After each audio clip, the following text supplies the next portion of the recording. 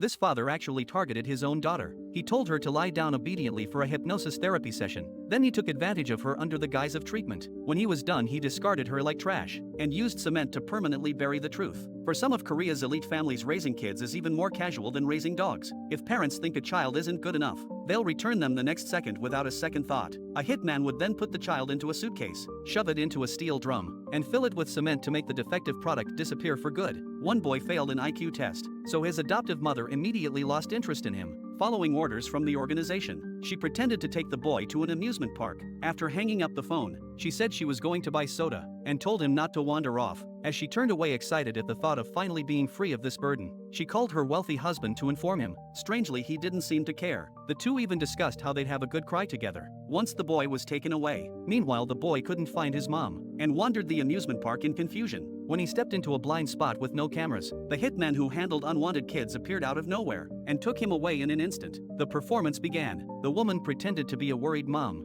crying and asking around for help. Soon the wealthy husband arrived looking anxious, fueled by her emotional act. He began his own performance. The reason they dared to act so boldly was because they were backed by a powerful organization. The building looked like a charity home, but was actually a hub for child trafficking. Any journalist or outsider who tried to investigate would quietly disappear. A few years ago, the hitman Mike was disposing of a defective product when he noticed the bag was moving. He opened it and saw a little girl crying, so he filled an empty drum with cement and tossed it into a mass grave to cover up the rescue. There were 4 more kids like her, all saved by Mike over the years. To make them strong, he put them through intense and brutal training. Mike had already prepared a boat, planning to have Missy take the kids and leave first. He would catch up later, but then he ran into a boy who had just been rejected by his adoptive parents. Mike's compassion took over. He gave the boy a map and told him to head to a safe house, but just a short distance away. The boy couldn't believe his parents would really abandon him, so he ran into a phone booth and dialed his adoptive mom's number.